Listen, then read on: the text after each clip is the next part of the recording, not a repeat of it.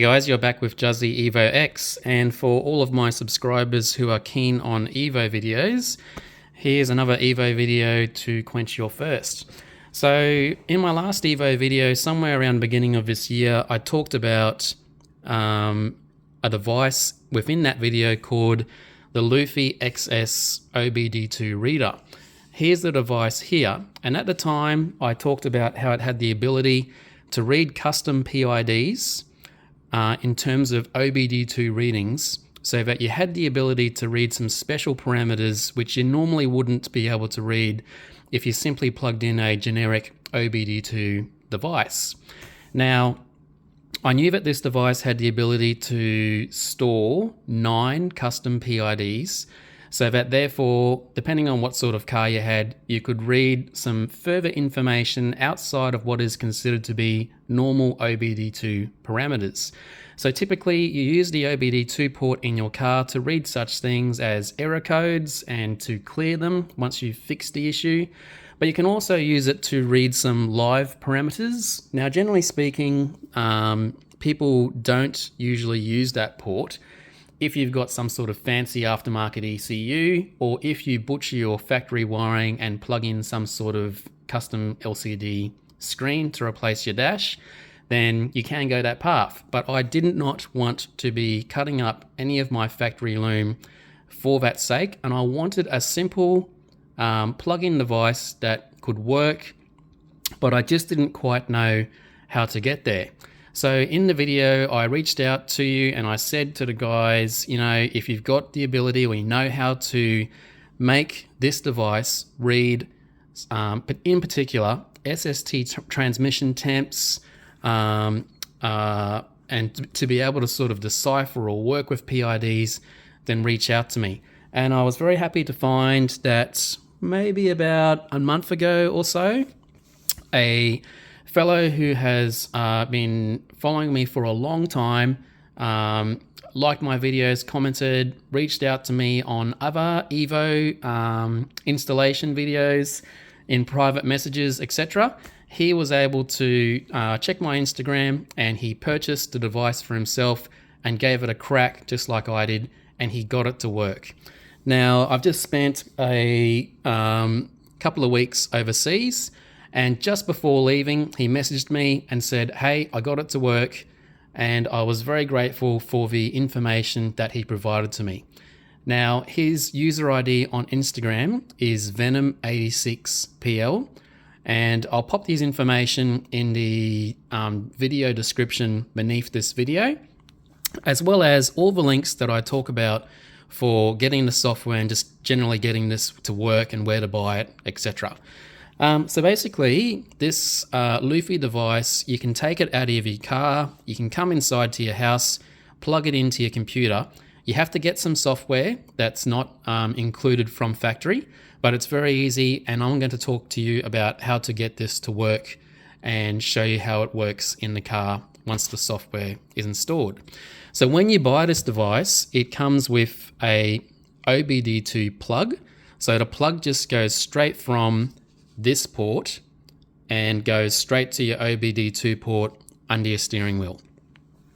It's confirmed that it works on a right-hand drive and a left-hand drive Evo 10 SST.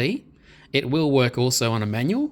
And the reason why you need to take it to a computer is because you need to connect it to a USB cable, have it show up in your Windows as a removable drive, just like you would with a camera. And you need to put some files on there which you'll get from the Lufi website. So in order to do that, you need to put a plug into this port here. Now, that sort of cable hasn't been used by the masses for a long time. And it's the sort of cable that you used to plug into digital cameras. And I think it's called a USB mini cable. In particular, I think it's called a mini A cable, but that's what it looks like. And the most important thing to note here is that when you plug your USB cable into your computer and you go to plug this end into your camera, you need to make sure that the cable that you're using is not one that's just used for charging. So it needs to be one that actually has a data stream line inside. So, you know, some cables are just used for charging, but, you know, even back in the day when they had digital cameras, you may find that you've got a cable in your drawer, kind of like this, like an absolute mess. Everyone's got one of those at home. And you just need to make sure you get the right one. And you'll know you've got the right one when you plug this cable in and all of a sudden a drive pops up in Windows Explorer. So I've just connected the cable to the device, and when you do get the correct cable for your Lufi, you'll see that it says USB connected. Now if you plug in the cable and it lights up and it's not a data cable, it'll actually say USB disconnected. And so you'll be thinking, oh, why won't it connect? And it's because you need the cable that's got the data wire in it so that the computer can talk to the removable device, which is the Lufi XS. Now, when you get that connected to your computer, you'll see here that a new drive pops up. Now, in my case, it's called D drive. Could be called anything in your computer. But here's what the device's folder structure and file structure looks like. Now I got this early when it got released, and it's got a few more files on there now because I've actually flashed the device with the software that's needed to get this these custom PIDs to work. But generally speaking, it did have this folder structure. So you've got data, which just has some general data files that the device needs to work. And I'll just go back a directory. You've then got a logo directory. So if you want to put a custom wallpaper onto your device, say for example, you've got a Mitsubishi, you want to use the Mitsubishi logo, then you can, choose the appropriate file from there. I haven't played around with that, but I'm just quite happy with the way it looks from factory because it actually looks nice. And then you've got a folder here called user PID. So this folder structure was from factory. So the only thing that I've done is I've added a folder in here which has some files which I've all obtained from the Lufi website. So I'll just go back to the parent directory, and then there's just some files here which I've never played with, touched with, or had anything to do with.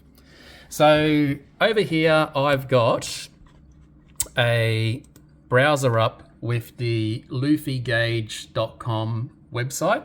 So I think the first time I went to it, it was almost all in Chinese. And if you're using Google Chrome and you've got translation onto English, then you'll be able to navigate.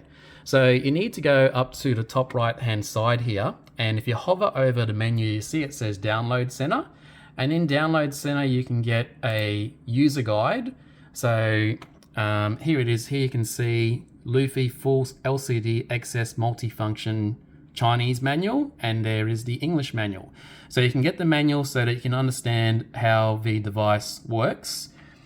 Once you've clicked on that, it just downloads as a PDF to whatever download directory you've set for your Google Chrome onto your computer. So we don't need that manual for this video. We're just going to go to hover to this one and then go to the A. Now under A, you'll see here it's got the XS multifunction OBD meter, and then it's got a another one for the XF, which is a different type of Lufi device, an older one.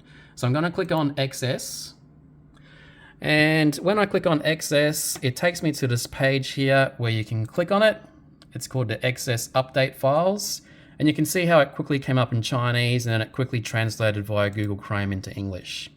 So in here, this download immediately link, this is a link which will enable you to download the latest software files to update the firmware that's on the device. And it's got a whole bunch of information here telling you how to go about copying it to the device. And then down the bottom here, it talks about the 2 software revisions that have occurred. So this video has been made in June 2023, and depending on when you watch it, there's probably going to be some more revisions at that time. But yeah, so basically, all you need to do is download that file. When you download that file, it actually is this RAR file here. So a RAR file is like a zip file, it's a compressed file, and you would just need to get WinRAR, download it from Google somewhere, and when you go to right click and extract it, it extracts as this folder. And you can see here that this folder structure is just like the structure of what's on the Lufi device. So you've got a data folder, you've got the logos, and then you've got this sort of parent directory. So I'll just come back to my Lufi folder, which I've created. Now there's another folder that you'll need to get to make this work, and it's the actual PIDs. So we'll come back to the Lufi website, hover over Download Center, and this time go to Custom Data Resource. Now when you click on that link, you then just click on this link here, and it brings you to a new page where it's got Instrument Custom Data Resource Download and Discussion. And when you scroll down here, you'll see that it's got all these manufacturers, and the one that we want for the purpose of this video is the Mitsubishi one. So you'll start downloading that, and it downloads a Mitsubishi RAR file. And when you go to your drive on your computer, you'll see here that there's a Mitsubishi folder. So basically there's the Mitsubishi RAR file. I've extracted that Mitsubishi folder, and this is what the contents look like when you've extracted it. So there's a folder here for Lancer and one for an Outlander. So we just want the contents that are in this Lancer folder. So what I did was I went to this Lancer parent directory, so to speak. I then went to my Lufi device and I went into the user PID folder, and where all these different manufacturers are, I just copied the Lancer folder into there. So as you can see, there's the Lancer folder, there's the PIDs. I copied and pasted them into there. Now, before I go any further, I should probably just say a caveat, and that is that on the Lufi website, it says, before you start copying anything, make sure you do a backup of what the original file structure looks like on your Lufi device. So the first thing that you should do is make a folder just called original files, and this is what the file structure looked like. So I basically just went to the drive for the Lufi, copied absolutely everything, and just dumped it into a folder called original files on my computer. All right. So again, we just talked about getting the user PID folder. So I copied the Lancer folder into the user PID folder, and there's the files there. So the last thing you would want to do is to update the actual firmware. So in this data directory, so here's the Lufi file structure for the system update. Same thing, just go into the data folder, copy and paste everything onto this Lufi data folder. And whenever you get a prompt to overwrite, say yes. Overwrite everything, and anything that's left remaining, just leave it there. So don't go and delete any of the files. You shouldn't be deleting any files from the Lufi device at all. You simply just copy from your computer and paste to the folder of the Lufi device, and anytime it asks you to prompts you to replace something, just go yes. So just having a look at the PIDs. So we'll go into the Mitsubishi folder, and then there's the Lancer directory there. So what these files are is that it's got a file for different types of custom PIDs for the Evo, and it's got a version in degrees Celsius and in Fahrenheit. So where you see C and F at the end, that's where it's just basically giving you a version depending on what you're used to wherever you are in the world. So in Australia, we talk about degrees Celsius, but I copied everything over in any case. And you simply just end up choosing the one you want once we've connected the Lufi device in the car to the OBD2 port. So you've got one here for, I think it's called ambient air. You've got even clutch temperature. Then you've got even clutch Fahrenheit. Fuel level, gear selection, so like what gear you're in, gear temp Celsius, so that's SST transmission temp, SST transmission temp Fahrenheit, and then you've got one for the odd clutch in Celsius and the odd clutch in Fahrenheit. So that's perfect. So basically that means that I can use this device to read SST transmission temp as well as odd and even clutch temps. And if you want to, you can try adding the fuel level one and the outside air temp. Now, to me, all I care about is being able to read the SST temp. And of course, as I said before, I wanted my device to flash when like a shift light.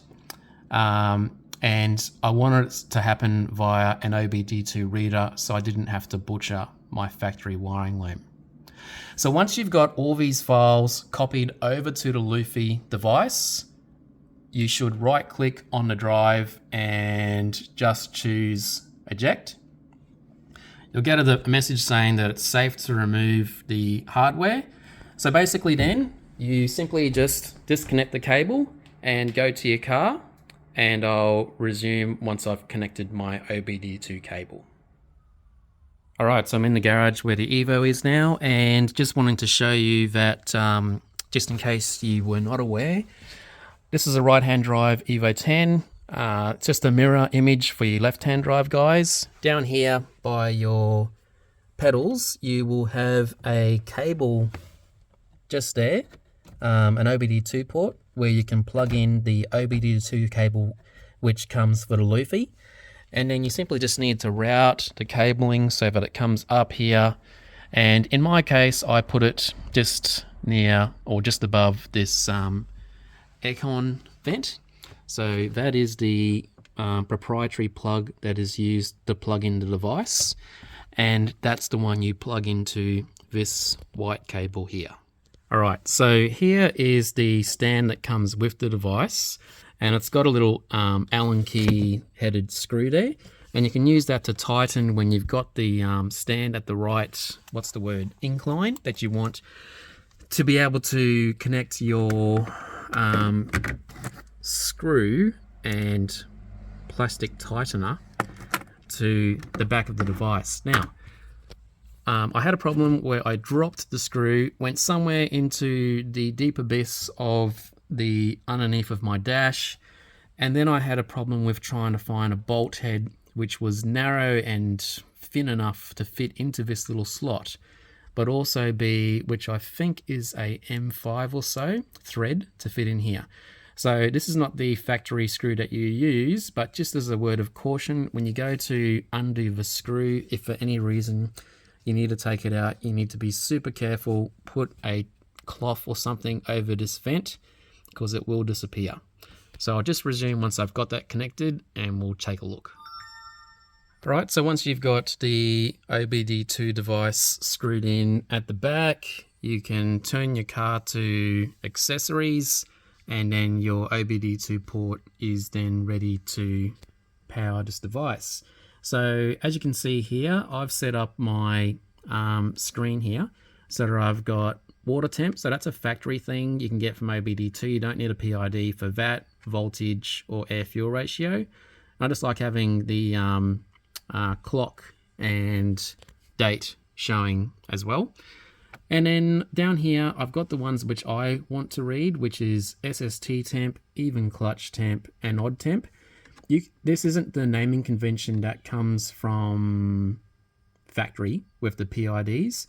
I've named this because this is what I'm used to seeing when I looked at TalkPro. Just take a second to mention though that on TalkPro, a few people have messaged me after looking at my TalkPro videos saying, hey, I've gone to the Play Store and the Advanced EX plugin for TalkPro is no longer available. And you may find that if you can't get it from the store anymore, I think people started messaging me about this probably 2 to 3 months ago, then what you can do is go onto Google and try and find, I think it's called an APK file, and then you can risk downloading that file from some unknown source. You do that at your own risk though, and you can place that wherever it needs to go on your phone or Android device and give it a crack. I won't be answering any questions on how to do that.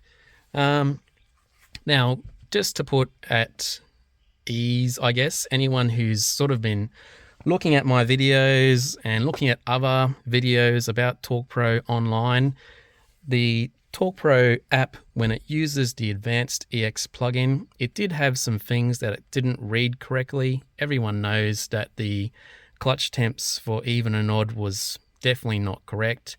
And I've had videos before which I've published which showed the difference between temperatures for the SST transmission, where it's reading the oil, in comparison to the Dodson Heated Sump using the base temp meter, which is plugged into the sump directly.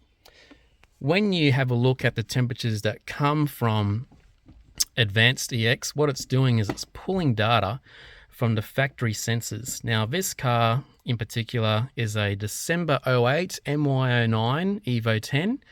And yeah, basically we are now in 2023. So we're basically looking at somewhere around 14 years, going on 15 years. And as you know, as cars start to get old, sensors start failing, just generally things just start getting a little bit unreliable. Not always the case, just depends on the owner and servicing regime, etc., etc. But if you've got an SST transmission car, you know it's a ticking time bomb, and there's only a certain amount of time before your car's going to have to go in, get the shift fork fixed, and potentially look at replacing the clutches, etc., etc. Now, the way Mitsubishi looks at deriving the SST temp, I've shown some pictures from the Mitsubishi manual on my Instagram before. It is a combination, it's what they call a hybrid sensor.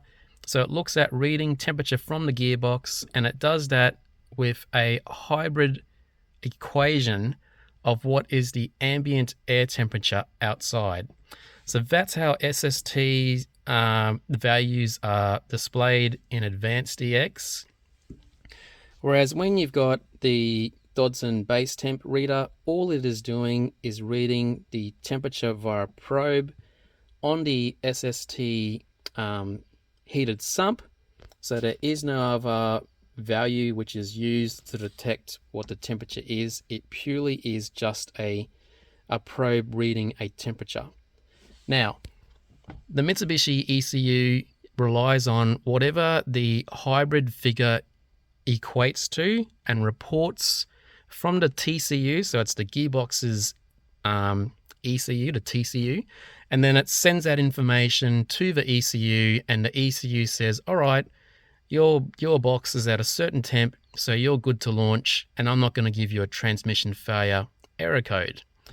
The reason why you would want to have a look at using aftermarket gauges in your car is because you may feel that you don't want to put at risk the values which are being read from the factory sensor. So lots of people buy a turbocharged car, they buy a boost gauge, they buy an air fuel ratio gauge, maybe an exhaust temp gauge, or water or oil temp.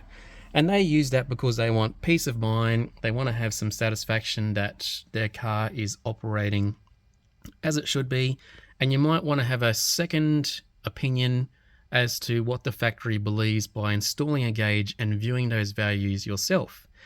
The same thing happens when you want to install a base temp reader like this, or some guys have installed just a generic transmission temperature probe into the bottom of the sump, and not even needing to use a heated sump, they simply just report values via that probe.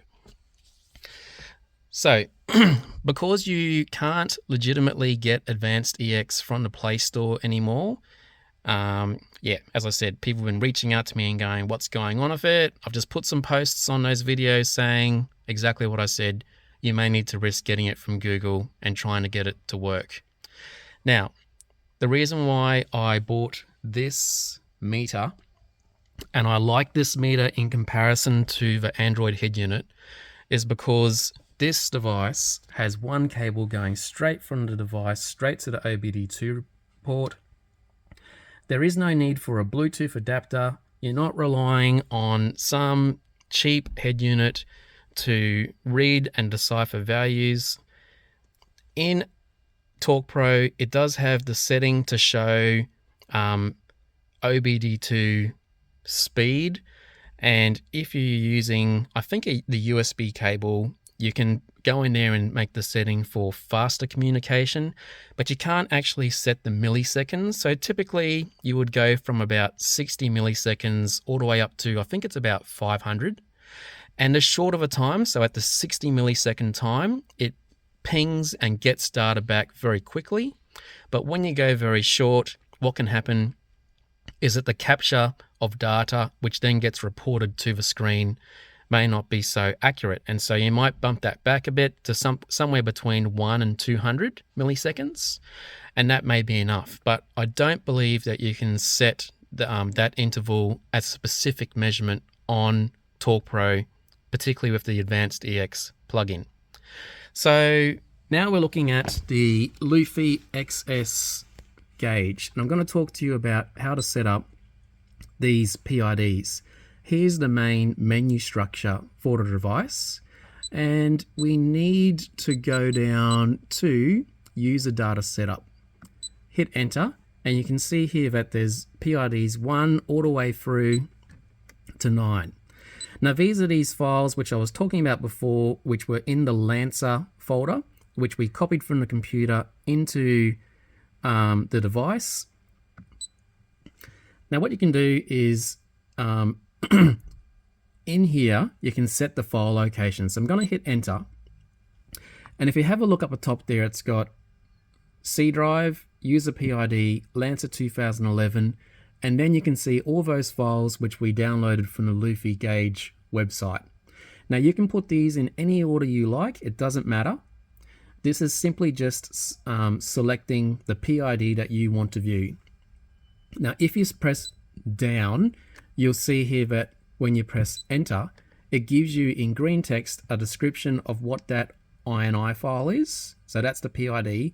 This one is ambient air temperature Celsius, ambient air temperature Fahrenheit, even clutch temperature in Celsius, even clutch temperature in Fahrenheit, fuel level percentage, current gear,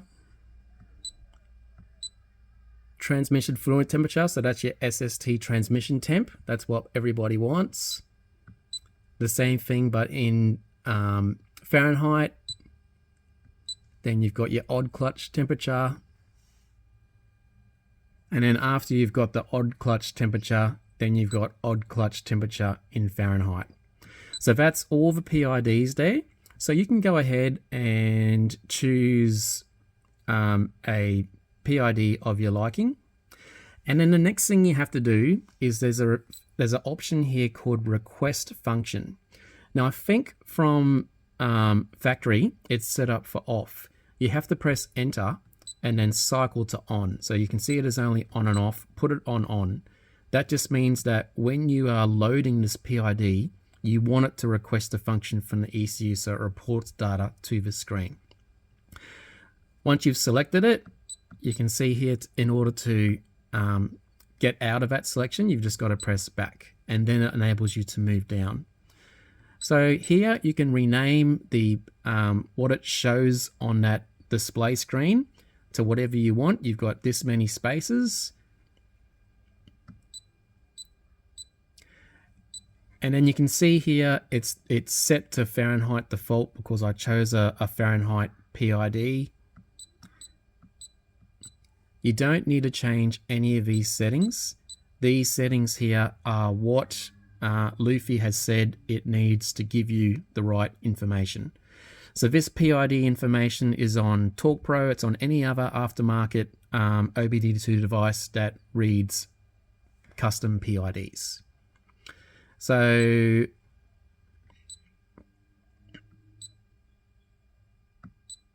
just going to put that at ambient air temperature in Celsius. As I said before, you can see here, I've gone through and added all these before. But you can see here that the difference is that it shows that this one is in degrees by default because I chose the Celsius PID. So once you go and add a PID to slot 1, then in slot 2, you do the same thing. You just go right to the top. So here's gear transmission Celsius. So you go through and you add the PID you want. You simply just scroll down. There's gear TCM, and you press enter. And then you press back and you'll see here that PID is selected. Just remember, for every PID, you have to go and put request function to on. And then if you want to, you can rename it. So you can see here, I've got gearbox temperature. I've renamed it to SST temp. And that is all you need to change. So go ahead and do that same setting for every PID that you want to have. In the future, you can go back, you can check the Lufi Gauge website to see if there's any further PIDs that they upload after doing all their testing. Once you've got those PIDs set, you press back and you're back at the main menu screen. So you just want to scroll down, so you come back to the top. And then as you can see here, you've got display setup. You then want to go into item setup. And then that's the screen that I like viewing. You can choose any of the other display screens depending on your liking. But you can press enter to cycle through each of these little display slots. And then once you've got a display slot selected, you can start pressing down.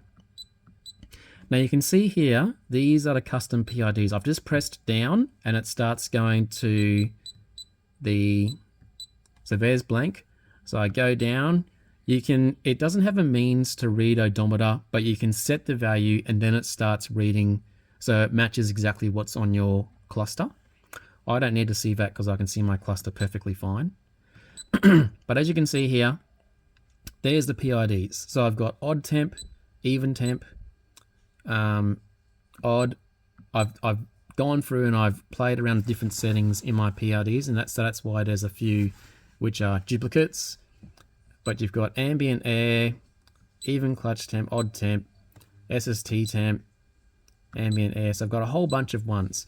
So you can go ahead and select a lot of these factory sort of OBD2 settings. Some of them display, some of them don't. But it gives you the option to select it in any case. And even if you don't have a Mitsubishi, you can just get this to maybe read some values for your car. So I'm just going to put this back to blank. So yeah, so basically once you've set the one you want, you can just press enter and then it takes you to the next slot. And then you can set that to whatever you want, etc., etc.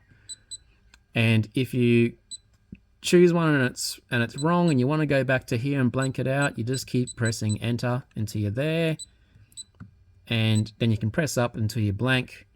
And as you can see, it's nice and easy to make it appear the way you like.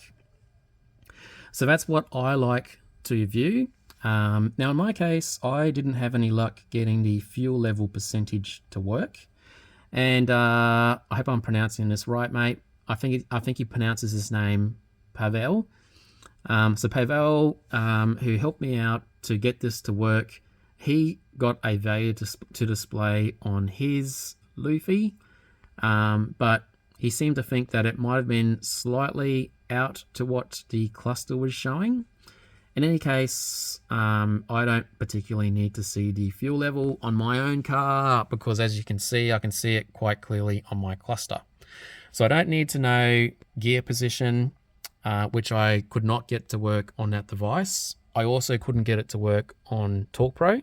There is a setting where you can do it by speed, but of course it's highly inaccurate because it's just always out. And unless you're driving the same sort of throttle and speed, it's never going to be right. So I just didn't bother showing the gear position on the device. What's important to me is to be able to view these settings that I've got here.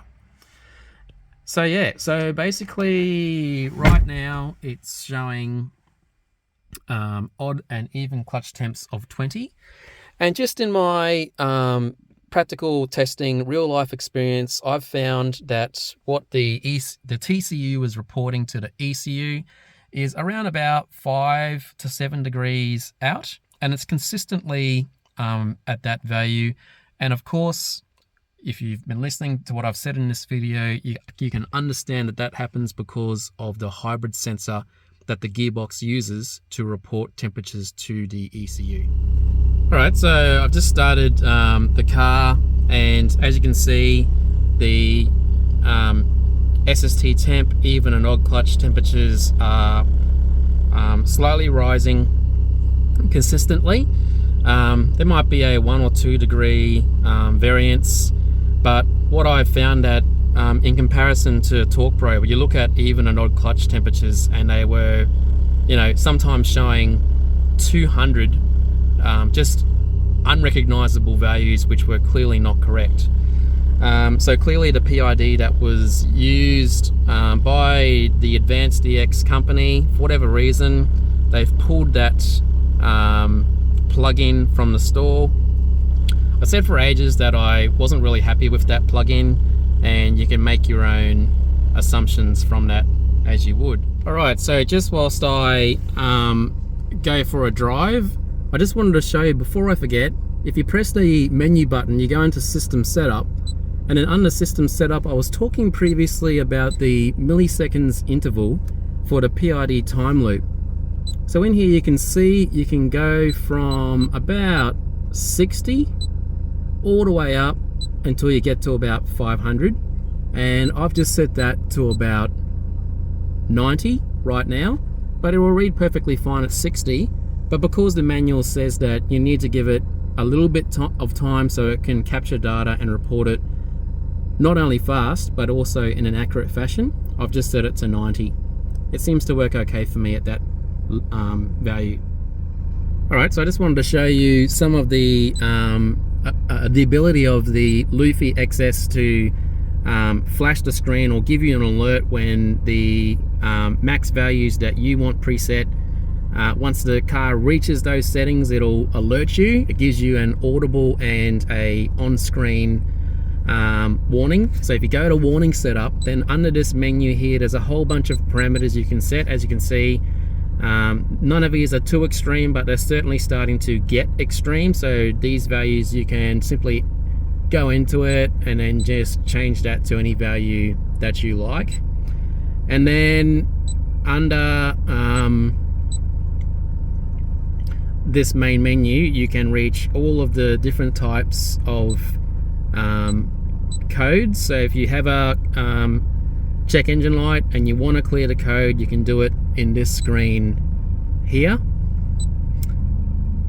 All right, so I've driven around for a short while now so that I can get the car up to Kent and just have a look at what the differences are, and to explain how the ECU, or should I say the TCU, uses that hybrid sensor and just basically makes the value not read exactly what the Dodson base temp reader does from the sump.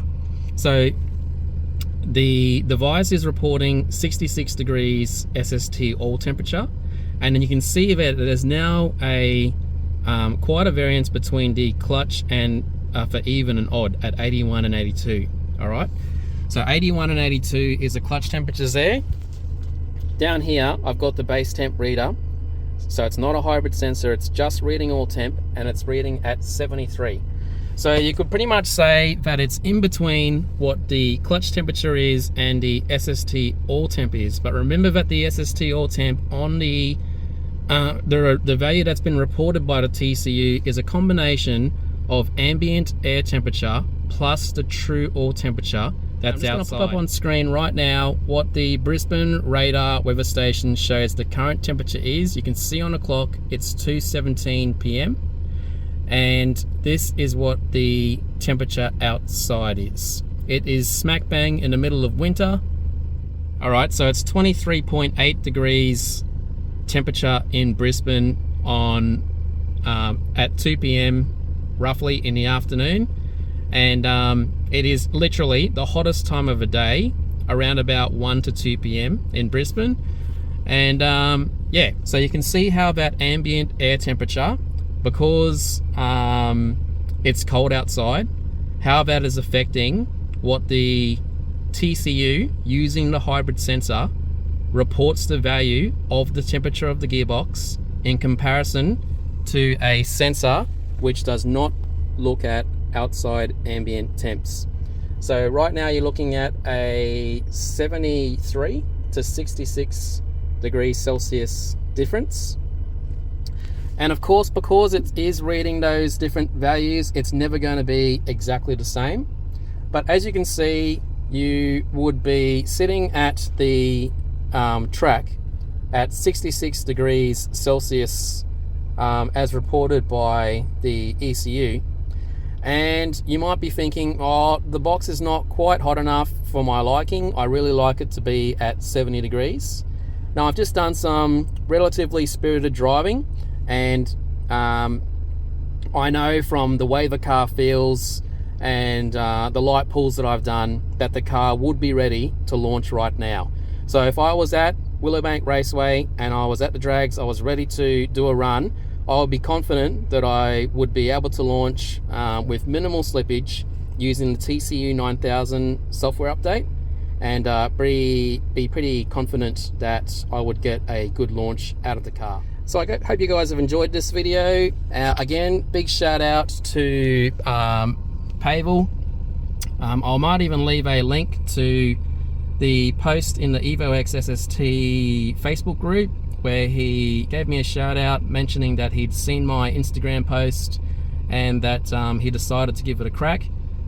To be honest, very short on time these days, and without having the help from my subscribers like him to give me some input and just help me out and benefit the community, I probably would never have made this video. Thanks for watching, guys. The next video that I post will be a Honda Rebel video. So to all those subscribers out there, I appreciate you subscribing, commenting on the channel and asking me questions, and I guess I'll see you in the next video. Thanks again, and bye for now.